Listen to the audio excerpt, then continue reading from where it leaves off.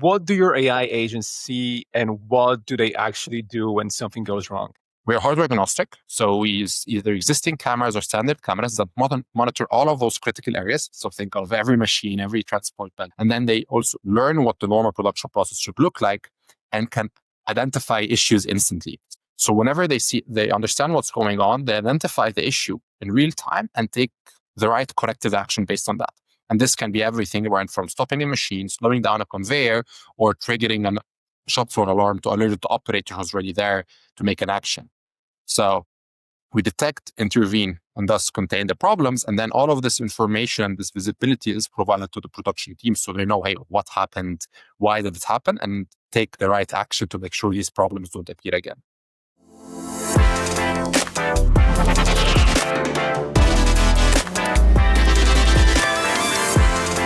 Welcome to the EU Startups Podcast. Sit back and enjoy the show hosted by Marcin Lewandowski. You're a startup founder. Finding product market fit is probably your number one priority, but to land bigger customers, you also need security compliance. And obtaining your SOC 2 or ISO 27001 certification can open those big doors, but they take time and energy, pulling you away from building and shipping. That's where Vanta comes in. Vanta is the all-in-one compliance solution helping startups like yours get audit-ready and build a strong security foundation quickly and painlessly. How? Vanta automates the manual security tasks that slow you down, helping you streamline your audit. And the platform connects you with trusted VCSOs to build your program, auditors to get you through audits quickly, and a marketplace for essentials like pen testing. So whether you're closing your first deal or gearing up for growth, Vanta makes compliance easy. Join over 8,000 companies, including many Y Combinator and Techstars startups, who trust Vanta. Simplify compliance and get $1,000 off at vanta.com/EU startups. That's VANTA.com/EU startups. Hey everyone, this is Marcin Lewandowski and you're listening to the EU Startups Podcast. Today, I'm joined by Karim Saleh, co-founder and CEO of Cerrion. Karim grew up in Egypt in a manufacturing family and became a professional water polo player and captain of Egypt's national team, and somehow did electrical engineering at ETH Zurich at the same time, which is crazy when you think about it. Now he's building agentic AI for factories. Cerrion plugs into standard cameras, watches critical production areas 24/7, and can intervene in real time, slowing, conveyors, shutting down machines, or triggering alarms to catch issues before they become safety risks, scrap, or painful downtime. Cerrion just raised an $18 million Series A, has grown more than 10x since 2024, and is already running in factories across 15 countries and 3 continents. In industries like glass, wood, beverages, CPG, food, and building materials. And with backing from Creandum, Hanel, Y Combinator, 10x founders, Robin Chan, Justin Khan, Harry Stebbings, and many more, they're on a mission to build for the people who keep our world running. Karim, I think that this was pretty good intro. If you have anything to add about yourself and Cerrion, this is your chance now. Welcome to the show. It's such a pleasure to have you here. Thank you very much for having me. I think the intro is spot on. Awesome. Amazing. So Karim, let's just dive right into it. Congrats on the $18 million Series A. When you saw the round finally close, what was the first kind of factory you thought about? Not the investors, the people on the line, I think the entire process, it was still normal business, right? So we still had the business strong. We still had our customers to serve.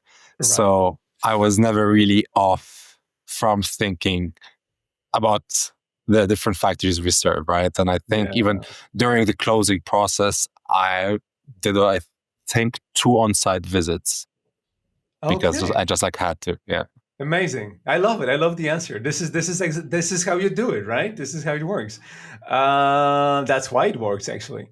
And Karim, I know that I already mentioned that in your intro. So you grew up in Egypt in a manufacturing family. Watching frontline teams, always on call, always firefighting. Um, what's one moment from that time that still, drives what you're building at Cerrion today? I think the biggest realization was that if you're running a real life physical business, Mm-hmm. you can never turn off, right? Mm. You're always, as you mentioned, like on call. And what I remember is like the days where then my father would need to just sleep in the production, right, and not come back home because just like Crazy. things were so intense. And then I would hear that now offer for more customers, right? Like a production manager who was on holidays for 10 days with his kids and their family somewhere on the beach, but there is a big issue in the factory. Sometimes it's a literal fire and they immediately need to cut it short and go back to business, right? Or the fact that they never even, like, if 80% of the plant managers I talk to, they never really are offline during the weekends, for example. So they have this constant 996 work ethic, just like to make sure that we get our basic essential needs met. Yeah, this is crazy. I know. So my dad also he built like a construction company, and I remember like just I can relate to like a father sleeping on site of the manufacturing place because you just have to be on call all the time. Sometimes it happens. Um, yeah, that's crazy, Karim. I know that you also have spoken with like 500 plus production teams. Um, when you listen to them, what's the one thing that's structurally broken about how factories run today? I think there is this. Okay, if you think of factories, right, just like if you take a step back, these are 24/7, 7 days a week, high volume, low margin, right? So every hiccup in production is money loss. And if you look on how they're built, right, they have tens of machines interconnected with each other. It's extremely complex, right? And they're short on people. And people cannot be everywhere all the time. So what happens is that, of course, issues will continuously happen given the complexity of the structure.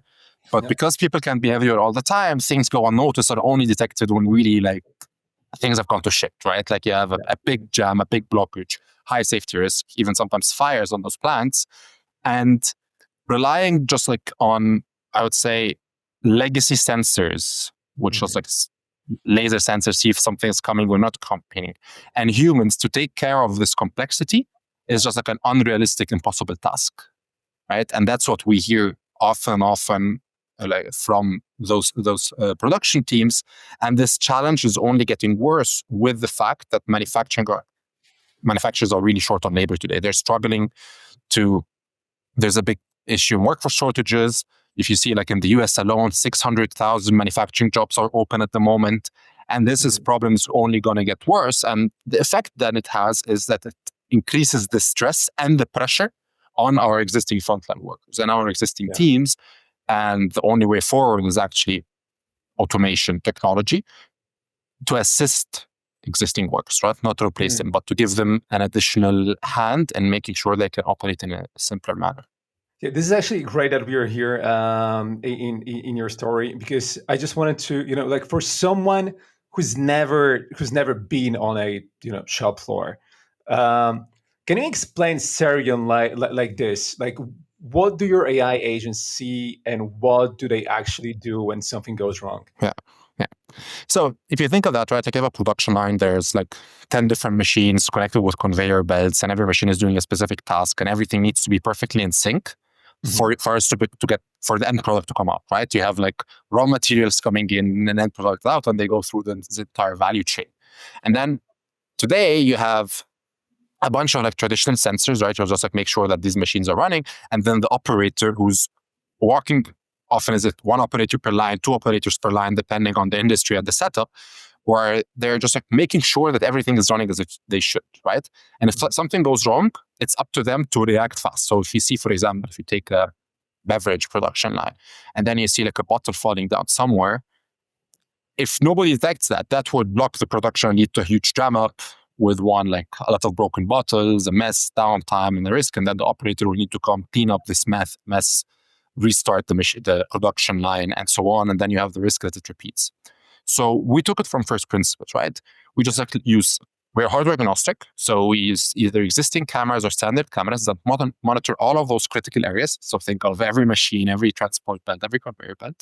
And then they also learn what the normal production process should look like and can identify issues instantly. So this can be like a process issue, right? A jam or a bottle falling, or also a safety risk, right? You have a spill, flame, smoke coming out of the machine. Or quality, like a broken package, missing label, and so on, and then can intervene in real time. So whenever they understand what's going on, they identify the issue in real time and take the right corrective action based on that. And this can be everything from stopping a machine, slowing down a conveyor, or triggering a shop floor alarm to alert the operator who's already there to make an action. So we detect, intervene, and thus contain the problems. And then all of this information, this visibility is provided to the production team so they know, hey, what happened, why did it happen, and take the right action to make sure these problems don't appear again. Yeah, Karim, that sounds amazing. And generally, like speaking about, taking action, your agents, as you just said, they don't just raise alerts, they intervene, like shutting down the machines, slowing conveyors, triggering alarms. How do you design that that human plus AI partnership so people trust it, instead of feeling replaced or second guessed?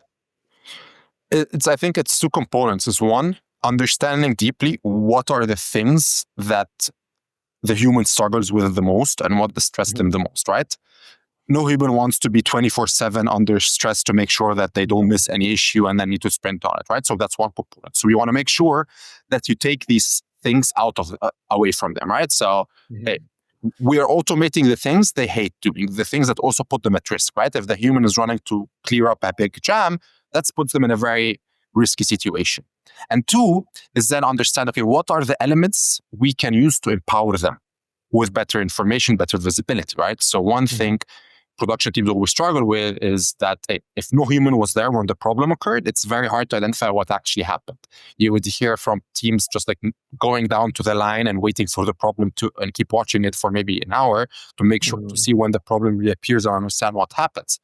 And the way we think of that, hey, how can we embed the right piece of information at the right time in the workflow of this existing human? So it's really this combination of insights to enable them, but also automating the things they don't like doing. Yeah, I like it.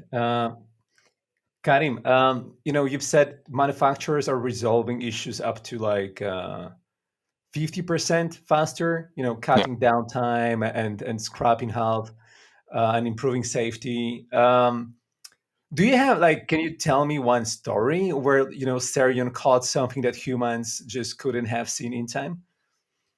So I think the way we view it is, as we're leveraging vision, right? So the idea also the products, anything the human can see, we could react is the idea is that you enable the human to be everywhere all at once. So we would have situations where, for example, like a famous wine glass producer, where they have one operator per line, right? And the production line is between 50 and 70 meters long. And then what would happen is they would be doing some maintenance work on one machine, and then a falling glass would fall by the end of the line, and usually it would require, they would never notice it. They will only start noticing it once really there is a huge pileup of glass and it starts falling down on the floor, so they would hear the sound of it.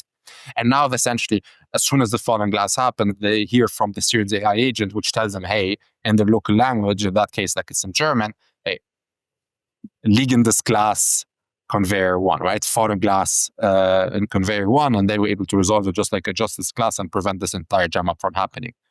So their job went from, hey, they would run, they would see the glass coming down on the floor, they would need to remove this whole pile up, or you would hit incredible stories of just a glass flying to their face or their necks and people getting injured by that, to, hey, I just come and remove this single glass and then it's back to business. Yeah. So what you're saying is, Karim, you just make factories boring. Like there's no more accidents anymore. People, no more, Yeah, no more life threatening I'm not call events. it. I'm not call it boring, right? Because you can never like that. It's so much going on and No, I'm joking, exciting. of But I course. think Yeah. what we do is we take away factory operations from constant firefighting and Mhm. enable then production teams to take a step back and think, hey, how do we continuously improve Yeah. instead of just like being in the moment and trying to run from fire to the Yeah. next. No, in this case, boring is what we want. We want factories to be boring. We want them Predictable. Yeah. predictable. Yeah. Exactly. Um, you already, live across glass, wood, beverage, CPG, food, building materials, and in like 15 countries and 3 continents. Um, what surprised you most about how similar or maybe different these factories are once you start seeing them through data? I think I think one exciting learning was that production is similar everywhere, wherever you go, right? Hmm. Like if you look at the glass factory in Europe or a glass factory in the US or LATAM, they all operate in a similar way, have the same challenges and the same struggles. Hmm. And what's also interesting is production concepts are also then very similar across industries, right? Hmm. There's, of course, nuances about it and there's different challenges to different, but at the end of the day, if you take a step back, manufacturing in a sense is like a very noble act. You just like take raw material, take one thing and put it in a value chain in different processes and create something much more valuable in the output, right? And whether that's like glass product or wood product or if something we consume directly goes to the consumer, you have the same challenges, right? How do Hmm. you make sure you can do it in a very repeatable manner, right? Hmm. Have a predictable process that doesn't fail, that has high tolerance and is robust to different changes. Yeah. And that's a super intellectually stimulating task, right? To always see how Yeah. people fix it and learn from them and how they operate these extremely complex structures. Yeah. Amazing, Karim.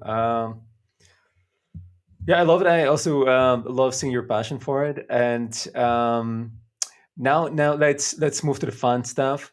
No, I mean it's been fun all the time, all the way. But this is amazing. You were a professional athlete and captain of Egypt's water polo team while doing engineering at ETH Zurich. What's I don't know. There's so many questions I could ask, but there's always like what's one thing. Uh, so maybe let's go with one thing. What's one thing you took from elite sport that's directly helping you as a founder, and maybe one thing that doesn't Yeah. like necessarily translate at all. I think there's a lot of similarities in terms of being a professional athlete, right, requires also a huge sense of dedication, commitment, and sacrifice, right? Yeah. So that's also very similar in building a company. And you also have this sense of late gratification, right? Like you train your whole life Uh-huh. for the goal of, I don't know, in 2 years and 3 years, winning this championship or playing in that tournament. So you essentially, I think, train your mind of not needing this instant gratification, which you need So when you're long building a term, huh? company, right? Exactly. You get this long-term mindset Mm. and you're able essentially to sacrifice. Like I remember when we were younger, right? All your friends will be out partying and you can't do that because they have a 5 a.m. training, right? And you need to be able to have that mindset where you say, okay, I'm doing that because in 12 months, I want to have this championship and I want to be able to perform and I want to win, right? And having that muscle built like from a young age is, I think, is super helpful. On the other way around, there is like something which is completely then different. And I think is one of the biggest challenges to cope with as a founder is when you're an athlete, the equation is quite simple and straightforward, right? If I want to get better, I just like put in, I train more. Okay, I need to take care of rest, but that's also something we're neglecting at that time. But Yeah. if I get better, if I perfect my shot, if I become faster and so on, I'm gonna be a better player. While when you are building a company, it's not always that obvious, right? Input doesn't always translate into output, and that's something extremely tough and mentally to cope with generally, especially when you're used to that type of equation where it's not just like, hey, if I put the more hours in, it's not necessarily going to mean that now Cerrion is going to be on a better trajectory, or I can then just like single-handedly accelerate our growth. Yeah, man. Yeah, like 100%. Like these are like I couldn't agree more. And yeah, so definitely like the long-term mindset is it's amazing to have, and like this dedication and kind of like routine that you're building, and like the habit that you. I mean, like habit is kind of like boring, like maybe not boring habits, but like habits every day is what moves you forward eventually, right? And like the more consistent you can be, and the more like long-term vision you can see and just go through, even though it's like a 1 year from now, like to some people 1 year from now would be like, oh man, like this is a long time, like how am I gonna do it every day to perform in a year from now, like this is crazy. So to build that muscle, as you said, it's amazing. And then yeah, I think like once building the company, as you said, like probably it's something that you can control less than your performance in sports, right? It's like you can just go hayway, like Yeah, different directions. Yeah. exactly. You don't have this clear correlation between input and output. There is one, of course, but it's not always there. Like you're for sure not going to have output, strong, good output if you don't put in the input. 100%. Yeah. But vice versa, it doesn't apply. And I think that's one of the things that, like when you're building a company or also doing anything, right, you need to be fine with that. You're gonna be getting in your reps Yeah. without necessarily seeing this progress or at the moment, and it's okay, because as long as you're working in the right direction and you're doing the right things, right, and you're also doing the hard things, you'll get there. And that's what I believe in. Yeah, you got to be fine with failing. Like it's failing is fine. Like just like anyways, you start doing something, and even like as a professional athlete, you can probably say as well. Like once you were starting, maybe you didn't suck so much at it, but you weren't as good as where you were at like your top, shape after like years of actually doing it. So like, just go do stuff. Like don't be afraid of failing. Don't be afraid of actually sucking at something. Like just go suck at something, like do it, right? It's yeah, it's like the whole mindset. And I just wanted to say that Karim is not joking here, because he played like three world championships, and you guys have been you won the African Cup, right? Yeah, so we've been African champions, participated in 3 world championships. Could have for sure done more and performed better, but yeah, that's the ambition. You always can do better, of course. But man, this is incredible. This is amazing. Congrats. And yeah, I love hearing your story. I love hearing the insights. Karim, so Cerrion has grown more than 10x since 2024. Speaking of failing that I was talking about, like what broke first at that pace? Because it sounds like a pretty fast pace. The product, the org, or your calendar maybe. And how did you fix it? I don't say anything broke. I just think the intensity significantly increased for our team, and I say this props to our incredible team that they were able to keep up with that and make sure that we keep delivering to our customers in the best way possible, right? And we keep generating happy customers at scale, and even as we grew. And I think it helped us bond better as a team. And sets us in the perfect position for the growth journey to come. Nice. I like the short and to the point answer. Karim, you wrote somewhere, I think, I read it somewhere while doing research for this podcast. Let's build for the people that keep our world running. Um, if Cerrion fully succeeds, how is life different for production team leader walking into their shift 10 years from now? Or maybe 5 years from now? 10 years is Yeah. like a lot of time. Yeah. I think for one, it's much safer, Yeah. 10 times less stressful, Mhm. and less firefighting. So we want to go away from the point where you're continuously running from a problem for problem, which is extremely stressful, right? Like, if that's also the case, like you go crazy if that's the case. So if you're running a startup, to a point where you can really spend 80% of your time and your capacity on innovating and thinking, how do we get better? How do we improve our processes? How do we get more productive? And how to become more competitive, right? Yeah. And I think the ultimate goal, and one thing I hope that we are able to contribute to as Cerrion, is to inspire more people to build for manufacturing, right? Inspire more people to work in manufacturing. And my ideal scenario is to go from manufacturing being of the industries, right, where you have like these big workforce shortages and so on, being one of the hottest industries to work in. Just because from if you go into this factory, like for any engineer or anyone like who's intellectually curious, it's super exciting, right, to see how all of these machines work together, how everything needs to be perfect in tune to be able to run production in a seamless manner and get the output you desire. Yeah. And then if you can go into those environments and not need to worry about like all of the safety risks, the constant firefighting, and so on, but really took it as a need, I think that's the most exciting place anyone who studies engineering would want to do, right? Or anyone who just like likes to feel physical things and have like see this direct impact right away. You literally get to build stuff, right? Yeah, exactly. Right. So I think that's the future we hope we can help create. Amazing. I love it, Karim. Thank you for sharing. And so this is the time during the podcast that I usually play a little game with my guests. It's a like rapid fire game. So like I shoot a fast question at you. You give me a fast answer. Are you up for playing? Let's go. All right. Amazing. Okay.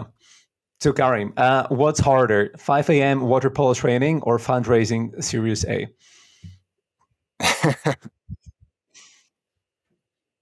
Fundraising. Nice. Most underrated job on a factory floor that tech people don't appreciate enough. Automation engineers. Nice. One thing every founder should steal from professional athletes.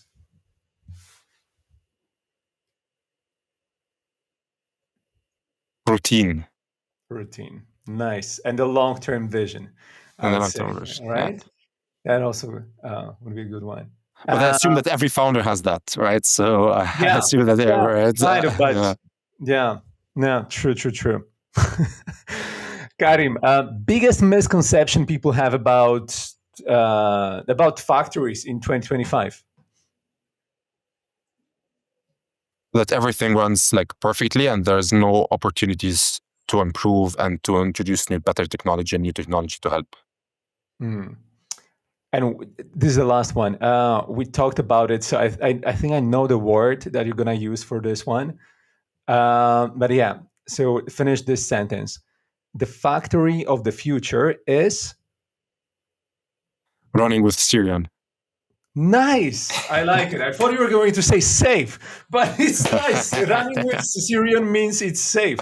Amazing. Thank you so much for joining us today, Karim. It's been such a pleasure to have you on the show. Man, I hope to meet you in person, as I told you in pre-recording again soon, because we did it already some time ago. Thank you so much. And again, congrats. And I loved it. I think people will love it. And I hope you had fun. Nice, man. It was great. Looking forward to meeting you in person again.